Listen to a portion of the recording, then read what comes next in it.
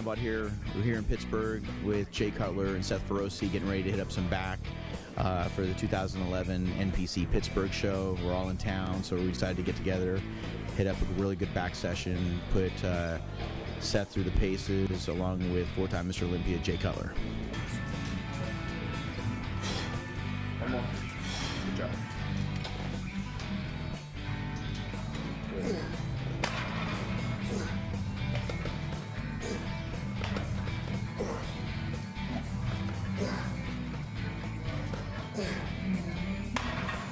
Come on, Jay. Come on.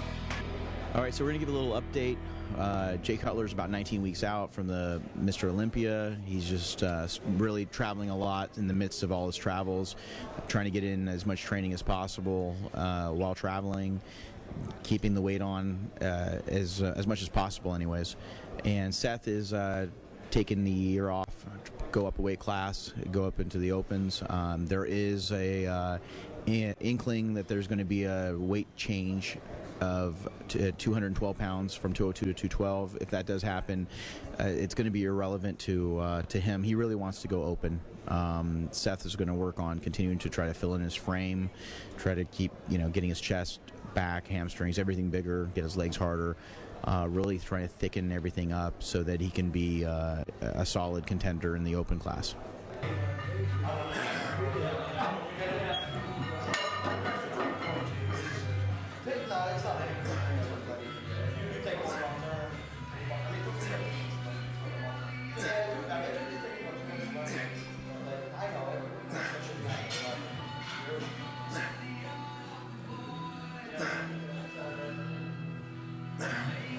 Working with Seth's great. I mean, he's learned a lot. He's a thinking man's bodybuilder. He really makes sure to cross his T's and dot his I's when it comes to his training. So he knows that I don't like to have my athletes too far out of shape in the off season, and he's done a really good job in keeping his weight under control and building solid gains. He's approximately 240 pounds this weekend, and he looks very solid. Not sloppy, and it really bothers me when these guys really tend to try to get sloppy and don't control their body fat percentages, because then it becomes a real issue trying to get in shape for shows.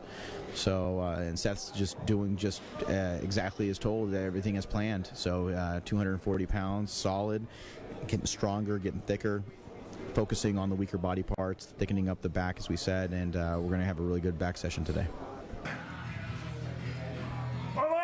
Come on.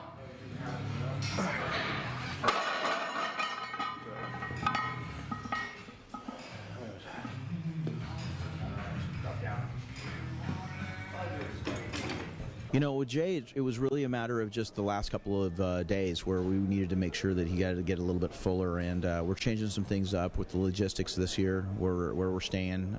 So his house being about 30 minutes away from the venue, we're going to make some changes. So we're going to be together, and that way we don't have to worry about having to go back and forth and having text messages versus being able to see things in person.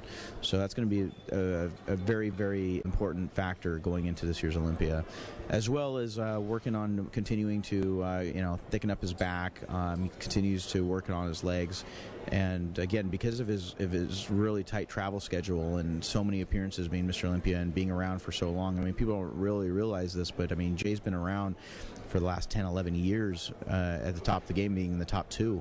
So he's in huge demand all over the world, and it becomes difficult to eat. And so what we've been trying to do is just making sure that he can get meals in and get the workouts in when he's traveling abroad. Come on. 2. One more, Jay. Good.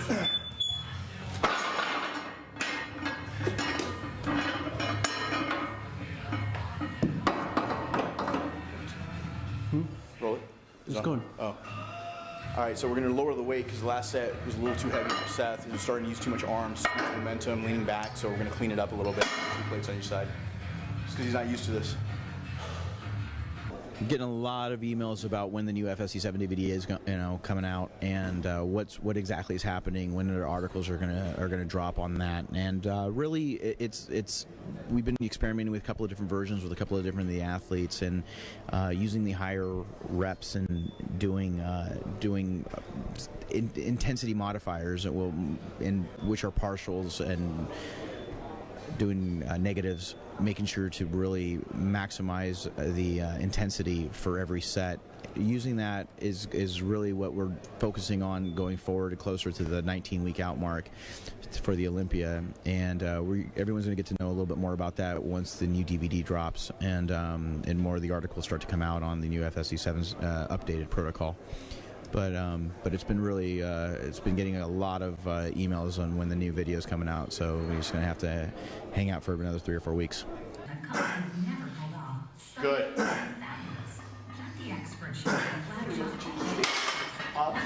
Thank you, bro. So another thing we tend to do is do different versions of high intensity, different versions of volume, not just FSTU, but a lot of people will see 5x5s that we use, and 5x7s, and doing just different rep sequences, and doing different types of eccentric movements, and like I said before, running partial movements at the ends of the different sets.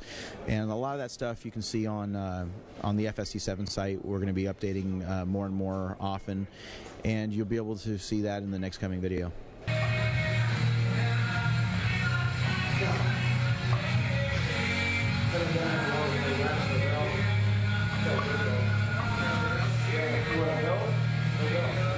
Yep.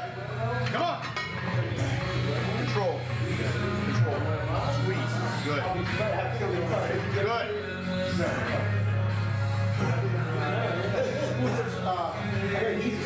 He's always on me about the belt, but I got to set Come on. Two, Jay. One more.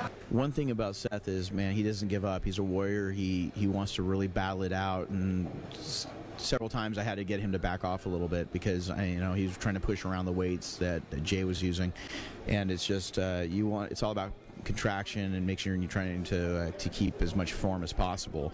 And he just wants to go out there and kill it. I mean, the guy is just like a savage junkyard dog. We got to hold back because he just really wants to go to the next level. But sometimes it's a matter of you got to take one step back to take 2 steps forward. And with him, he's really just at that point right now where his body wants to grow, but we have to make sure he doesn't get injured and he doesn't screw up his form. He doesn't do anything where he's going to end up risking injury, and then it's going to be causing, it's going to be cause of an issue that's going to last anywhere from 1 to 5 or 6 years, maybe the rest of his career. So God willing, everything stays very healthy on him, and we got to just make sure that he keeps with his, within his limits. So at the end of the day, the guy is amazing, and he's going to end up being a very, very good bodybuilder, and he's a pleasure to work with.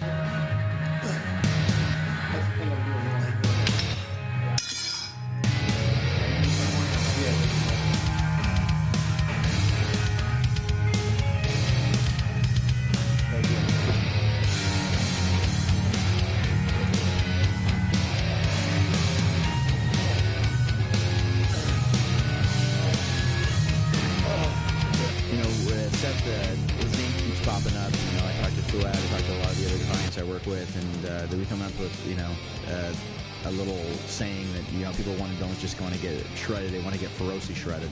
So, that for a guy who's just only done 4 shows in his life, that's a testament to his willpower and his commitment to getting conditioned. A lot of people try to, get conditioned once or twice, and then they just try to find shortcuts after that. And he really is not that guy. He's really just all about the hard work and making sure that he does whatever it takes in the gym, on the cardio, with the diet, everything to take his body to the next level. So that's all 100% dedication and hard work.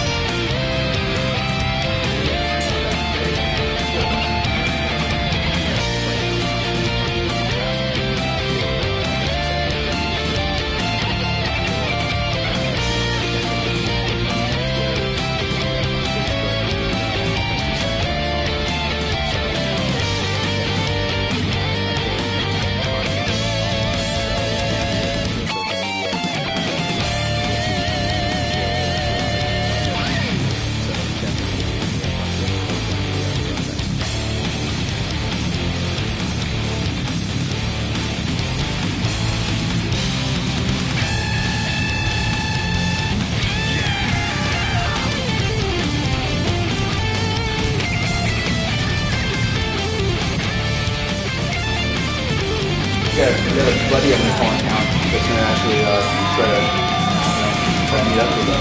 So, yeah. Well, hold on, let me see you too. If I make a call.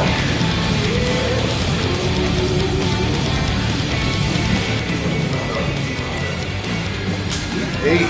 Oh, snap. Hey, what's up, bro? What's up, baby? What's going on? Hey, thanks for coming by, huh? So this is the new.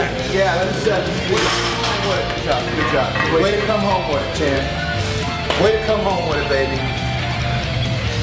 That's why you're a pro. That's why you're a pro right there, see? That's why you're a pro. Because people can't do what you're doing right now. That's why you're a pro. That's what it takes. That's what it takes.